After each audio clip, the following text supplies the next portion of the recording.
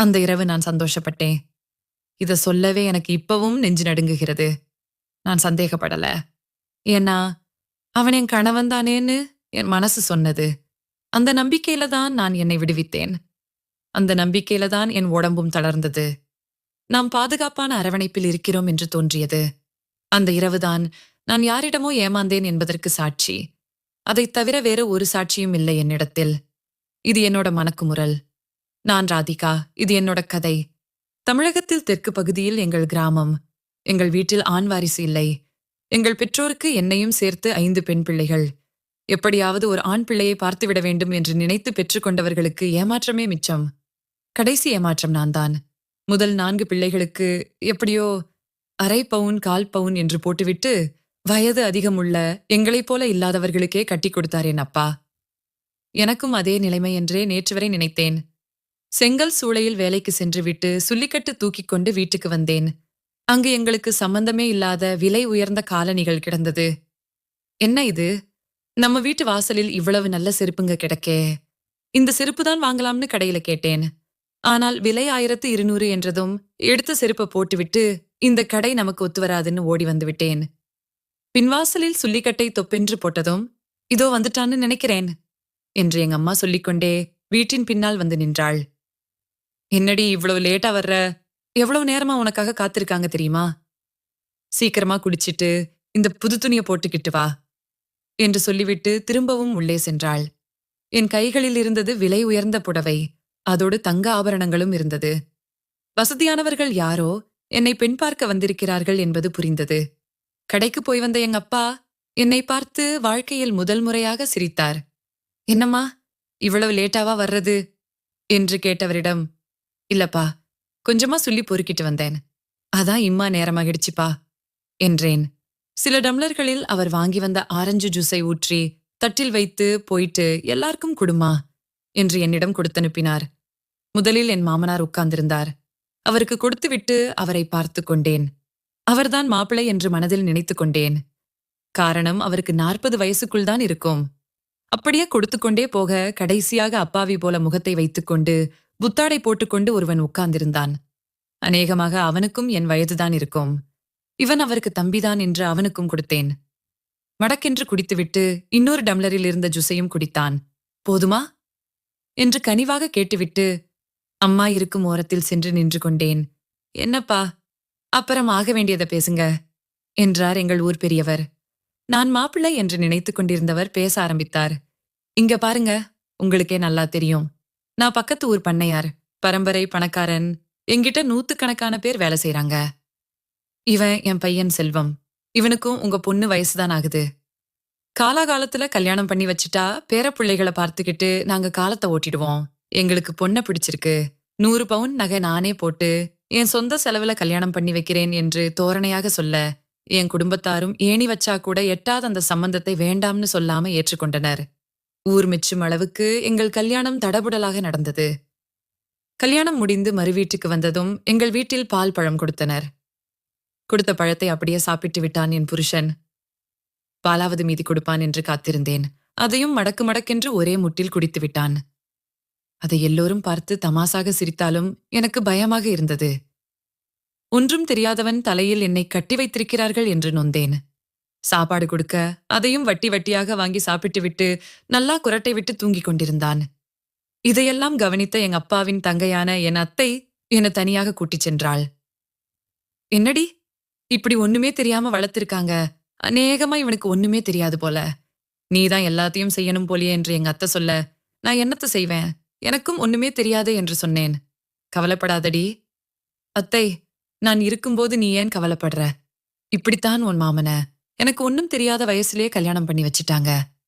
1 மாசமா எதுக்கு எங்களை ஒன்னா தூங்க சொல்றாங்கன்னே எங்க 2 பேருக்கும் தெரியல. ஏதோ சொல்றாங்கன்னு தூங்கிக் கொண்டிருந்தோம். வழக்க போல அந்த மாசமும் தலை குளித்தேன். என் மாமியாக்காரி என்னை துடப்பக்கட்டையாலே அடித்தாள். தலை குளிக்கதான் உங்க வீட்ல இருந்து இங்க வந்தியாடி, மாசம் பிறந்துருச்சு, இன்னும் நல்ல செய்திய காணோம் என்று புலம்பினாள். என்னத்துக்கு அடிக்கிறா இவ? நாம தான் மாசம் குளிக்கிறோமே. இதுக்கா என்னை போட்டு அடிக்கிறா என்று கோபித்துக் கொண்டு எங்க அத்தை வீட்டுக்கு ஓடிவிட்டேன். அவள் என்னிடம் விசாரித்துவிட்டு எனக்கு ஒரு மந்திரம் சொல்லிக் கொடுத்தாள். அந்த மந்திரத்தை பயன்படுத்தினேன். என் வீட்டுக்காரன் இன்னும் என் காலடியில் கிடக்கான். அந்த மந்திரத்தால தான் எனக்கு வரிசையா 6 பிள்ளைகள் பிறந்தது என்று பொடி வைத்து பேசினாள். எனக்கும் அந்த மந்திரத்தை சொல்லுத்த எனக்கும் தெரிஞ்சுக்கணும் என்றேன் ஆர்வமாக. நாளான்னைக்கு உன் கூடவே நாதான வரணும். அங்க வந்து சொல்றேன்டி. அதுவரை அமைதியாயிரு. உன் ஆட்டமெல்லாம் ராவுலதான் செல்லுபடியாகும் என்று அங்கிருந்து சென்றாள். 2 நாள் கோவில் குளமெல்லாம் சுத்தினோம். 3வது நாள் இரவு என்னை குளித்துவிட்டு ரெடியாக சொன்னாள் என் அத்தை. குளித்துவிட்டு அவள் கொடுத்த சேலையை கட்டிக்கொண்டு வந்தேன். கவனி, உன் புருஷனுக்கு ஒண்ணுமே தெரியாத பழமா இருக்கான். உள்ள போனதும் மசமசன்னு நிக்காம நீதான் அவனுக்கு சொல்லி கொடுக்கணும். பால் சொம்பை கொடுக்கும் முன்னாடியே அவன்கிட்ட பாதி குடிச்சிட்டு மீதிய கொடுக்கணும்னு சொல்லு. பால்ல நிறைய பாதாம், முந்திரி, இன்னும் சில பொருட்களை போட்டு காய்ச்சிருக்கேன். அதை குடிச்சான்னா நீ சொல்றத கேப்பான். அப்படியே நான் சொல்றது போல செய் என்று என்னென்னமோ சொன்னாள் அத்தை. கேட்கும்போதே எனக்கு கூச்சமாக இருந்தது. இதையெல்லாம் கேட்கும்போதுதான் தெரிஞ்சது, ஏன் எப்பவும் அத்தை முறைச்சான்னா மாமா பேசாமல் பொட்டி பாம்பாட்டம் அடங்கி விடுகிறார் என்று. சொன்னவற்றை நல்லா காதில் வாங்கியவள் பால் சொம்பை எடுத்துக்கொண்டு உள்ளே சென்று கதவை மூடிவிட்டு திரும்பினேன். ஏற்கனவே அங்கே இருந்த பெரிய வாழைத்தார் முழுசும் முடித்திருந்தான் அவன். மற்ற அத்தனை பழங்களையும் இனிப்புகளையும் முழுங்கிக் கொண்டிருந்தான். பக்கத்தில் சென்று பால் சொம்பை கொடுத்தேன். அதை குடிக்காமல் மேசையில் வைத்தான். அத பாதி குடிச்சிட்டு மீதிய எங்கிட்ட குடுங்க என்றதும் எனக்கு ஏற்கனவே வயிறு நிரம்பிடுச்சு. நீ வேணா குடிச்சிக்கோ என்றான். முதல் சொதப்பல் நடந்துவிட்டது. பரவாயில்லன்னு காலில் விழுந்தேன். என்னை எழுப்பாமல் நின்று கொண்டிருந்தவனிடம் என்னை தொட்டு எழுப்பி அவன் பக்கத்தில் உட்கார வைக்க வேண்டும் என்றேன். என் வயிறு ஃபுல்லா இருக்கிறதால உன்னை தூக்க முடியாது. நீயே எழுந்து வந்து உட்காந்துக்க என்றான். 2வது சொதப்பலும் நடந்தது. அவன் பக்கத்துல போய் உட்காந்துக்கிட்டு அவன் கை மேல் கை வைத்தேன். கையை தள்ளிவிட்டவன், இதெல்லாம் தப்பு, எங்க அம்மா என்னை அடிப்பாங்க என்றான். இத பாருங்க, நீங்க கட்டுன தாலி. நான் உங்களை தொடலாம், நீங்க பதிலுக்கு என்னை தொடலாம் என்று எடுத்துச் சொன்னேன். அவன் அனுமதி கொடுக்கவே அத்தை சொன்னபடி பின்பற்ற எந்த மாற்றமும் இல்லை அவனிடத்தில். எனக்கும் ஒன்றும் புரியாமல் நாளைக்கு அத்தைகிட்ட கேட்டுக்கலாம். இப்ப தூங்குவோம்னு தூங்கிவிட்டேன். நடு இரவில் அவன் சிறுநீர் கழிக்க எழுந்து சென்றான். நீண்ட நேரம் அவன் திரும்பி வரவில்லை. கண்டிப்பாக அவன் அம்மா கிட்ட நடந்ததை சொல்வான். அப்புறம் அவன் அம்மா விவரத்தை சொல்லி அனுப்புவாள் என்று காத்திருந்தேன். அன்று புத்தாண்டு என்பதால் நிறைய வெடி சத்தம் கேட்டது. நேரம் போக போக எனக்கே தூங்கம் வந்து எல்லா விளக்கையும் அணைத்துவிட்டு அசந்து தூங்கிவிட்டேன். நீண்ட நேரம் கழித்து கதவை திறக்கும் சத்தம் கேட்டது. அவன் வந்துவிட்டான் என்பதை உணர்ந்தேன். பக்கத்தில் வந்து படுத்தவன் என்னை எழுப்பினான். என்னன்னு அவனை பார்ப்பதற்குள் என்னென்னமோ ஜாலம் செய்தான். என் கண்களை திறக்கவே தோணவில்லை. காரணம், என்னை மறந்திருந்தேன் அப்போது. அவனிடத்தில் இப்போது பொறுமை இருந்தது. பரவாயில்லையே, இவன் தத்தின்னு நினைச்சோம். ஆனா இப்ப யார் ஐடியா கொடுத்தாங்கன்னு தெரியலையே. அவங்களுக்கு 1000 நன்றிகள் என்று நினைத்துக் கொண்டேன். வாழ்க்கையில முதன்முறையாக கிடைக்கும் இந்த எல்லையில்லா ஆனந்தத்தை நானும் வரவேற்றேன். எல்லா வேலையும் முடித்துவிட்டு காலை 5 மணிக்கு திரும்பவும் பேசாமல் வெளியில் சென்றான். திரும்பவும் தூங்கிய என்னை காலை 6 மணிக்கு என் அத்தை வந்து கதவை தட்டிக் கொண்டிருந்தாள். நான் எழுந்து என் புருஷனை எழுப்பினேன். அவன் களைப்பில் தூங்கிக் கொண்டிருந்தான். பாவம், நல்லா தூங்கட்டும் என்று தட்டி கொடுத்துவிட்டு நான் மட்டும் எழுந்து வெளியில் சென்று கதவை திறந்தேன். நான் வெளியில் வந்த கோலத்தை பார்த்து என் அத்தை சிரித்தாள். என்னடி, நேத்து நல்ல வேட்டையா என்றாள் கிண்டலாக. போங்க அத்தை, எனக்கு வெக்கமா இருக்கு என்றேன். கூச்சப்படாதடி, உன் அத்தைதான நானு, என்கிட்ட சொல்லு, பையன் எப்படி என்றாள். அதெல்லாம் முதல்ல ஒன்னும் தெரியாம முழிச்சான். நீ சொன்ன மாதிரி ட்ரை பண்ண, ஆனா ஒன்னும் நடக்கல. ஐயையோ, அப்புறம் என்று ஆச்சரியமாக கேட்டாள். அப்புறமா வெளியில போயிட்டு யார்கிட்டயோ கேட்டுக்கிட்டு வந்திருப்பான் போல. அப்புறம்தான் அவன் சுயரூபமே எனக்கு தெரிஞ்சுது. அவன் நீ சொன்னதுக்கும் மேல இருக்கான். இனிமேல் நான் பாத்துக்கிறேன். நீங்க என் வீட்டுக்கு போய் சொல்லுங்க, உன் பொண்ணு சந்தோஷமாதான் இருக்கான்னு என்றதும் அவளும் சிரித்துக்கொண்டே, எப்படியோ இந்த புது வருஷம் உனக்கு வாழ்க்கை நல்லபடியா ஆரம்பிச்சிருக்கு. நல்லா என்ஜாய் பண்ணு. ஒரு வழியா என் கடமை முடிஞ்சுதுன்னு அங்கிருந்து நகர்ந்தாள்.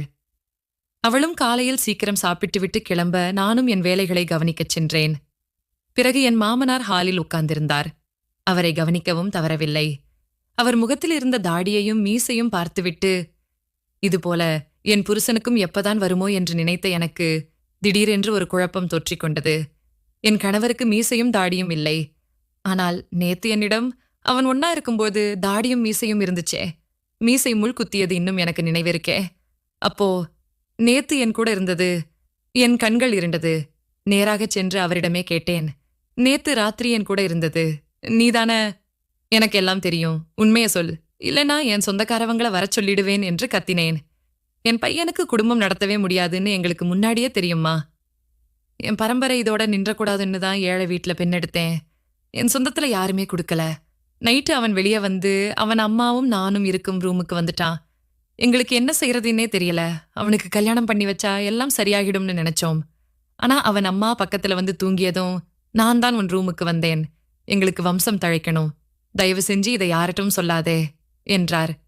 உன் வம்சம் அழியக்கூடாதுன்னா நீ இன்னொரு குழந்தை பெத்துக்கலாம்ல.